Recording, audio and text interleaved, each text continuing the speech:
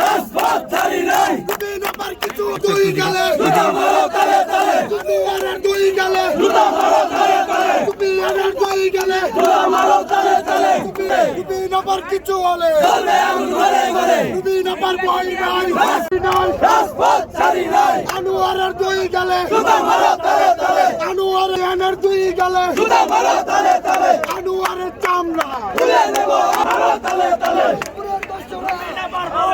রাজপথ ছাড়ি নাই গাড়ি দেখা যেতেছে না, অন্ধকার। রাজপথ ছাড়ি নাই আনোয়ারের চামড়া তুলে নেব আমরা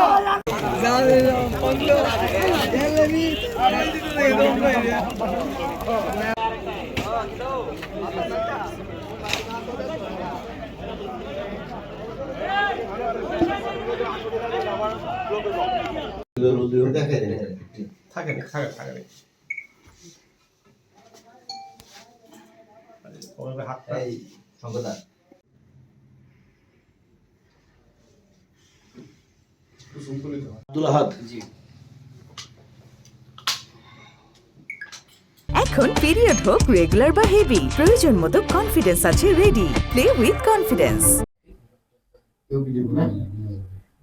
আজকের ঘটনাটা একটু আপনার কাছ থেকে জানতে চাই। আজকে 21শে ফেব্রুয়ারি উপলক্ষে আমি যখন ফুল দিতে গেলাম, 12টা 1 মিনিটে ফুল দেওয়ার কথা, ওয়ারেন্ট অফ প্রেসিডেন্ট অনুযায়ী আমি সবচেয়ে আগে ফুল দেব নির্বাচিত সংসদ সদস্য হিসেবে। কিন্তু আনফরচুনেটলি দেখা গেল বিএনপির কিছু লোক তারা সেখানে রীতিমতো হামলা চালায়, আমার নেতাকর্মীদের উপরে হামলা চালায়, আমাকে এক পাশে মানে ধাক্কা দিয়ে ফেলে দেওয়ার মতন অবস্থা তৈরি হয়। আমি এটুকুই বলবো যে দীর্ঘ 17 বছর পর বিএনপি রাষ্ট্র পরিচালনার দায়িত্বে এসছে। বিএনপি যদি তার নেতাকর্মীদেরকে লোকাল লেভেলে কন্ট্রোল না করে এখনই, এর পরিণতি ভয়াবহ রকম হবে। এবং যেহেতু দীর্ঘ 15 বছর একটা লম্বা সময় বিএনপির নেতাকর্মীরা নানানভাবে চাপে ছিল, লুকিয়ে থাকতে বাধ্য হয়েছে, তারা যখন এরকম একটা ভয়ঙ্কর হিংস্রতা নিয়ে পলিটিক্যাল পদের ব্যবহার করার চেষ্টা করে, এটা আমার মনে হয় দলের উঁচু পর্যায় থেকে বিষয়টি মনিটর করা এবং তাৎক্ষণিক ব্যবস্থা নেওয়া না হলে এটা দলের জন্য ভীষণ ক্ষতিকর হবে এবং সরকারের ভাবমূর্তিও ক্ষুণ্ণ হবে। সরকার মাত্রই এসছে, আমি আশা করব যে বিএনপি সরকার এবং দল হিসেবে এই ধরনের উচ্ছৃঙ্খল নেতা কর্মীদের ব্যাপারে তড়িৎ ব্যবস্থা নেবে। আমার একজন কর্মীকে কিভাবে মেরেছে আপনারা একটু পরেই দেখাবেন। পীযূষ দা আমাদের সাংবাদিক ভাই, ওনাকে রক্তাক্ত করে ফেলেছে। সো বিএনপি কে এখনই যদি নিজেদের কন্ট্রোল না করে বিএনপি, এর পরিণতি ভয়াবহ হবে, আমি এটুকুই বলবো। এটা একেবারেই পূর্ব পরিকল্পিত হামলা এবং উপজেলার নেতারা, এবং সেখানে কিন্তু উপজেলার প্রেসিডেন্ট সেক্রেটারি ছিল না, আমরা কিন্তু উপজেলা প্রেসিডেন্ট সেক্রেটারিকে দেখি নাই। এখানে গুন্ডা প্রকৃতির একটা লোক, উনি এই হিসাবে এভাবে এলাকায় এভাবেই পরিচিত, সেই লোকের নেতৃত্বে কিছু উচ্ছৃঙ্খল ছেলে পেলে তারা গিয়ে হামলাটা চালায়। এটা তো ওদের একটা পরাজয়, মেনে নেওয়ার কষ্ট আছে।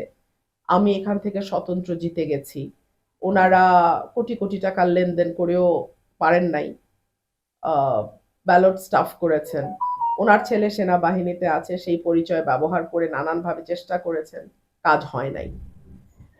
তো এইসব নানান আছে। তো আজকে আইন শৃঙ্খলা একেবারেই ভালনারেবল আইন শৃঙ্খলা পরিস্থিতি নাজুক। আমি দেখলাম পুলিশ চেষ্টা করেছে, আর দেখুন যখন সরকারি দলের নেতা কর্মীরা এরকম ভয়াবহভাবে তাণ্ডব চালায়, তখন আসলে 5-10 জন পুলিশ কিন্তু সেটা কন্ট্রোল করতে পারে না, চাইলেও পারবে না। তো এটা খুব মানে একটা ভয়াবহ পরিস্থিতি তৈরি হয়েছে। আপনি কি এটা বিচার চান কিনা? আমি মামলা করে চেয়েছি, সার্টেনলি বিচার চাই। আরে বিচার চাই মানে বিচার করব, বিচার চাবো। দ্বিতীয়ত যদি যাই তো তো তো সে মারবে? এই এই এই তাহলে এই সরকারের ক্যারেক্টার? প্রথমত এটা সত্য না, দ্বিতীয়ত যদি যাই তো উস্কানি তো ডেফিনেটলি মানে এটা তো একটা দলবদ্ধ সংঘবদ্ধ আক্রমণ দেশীয় অস্ত্রশস্ত্র নিয়ে।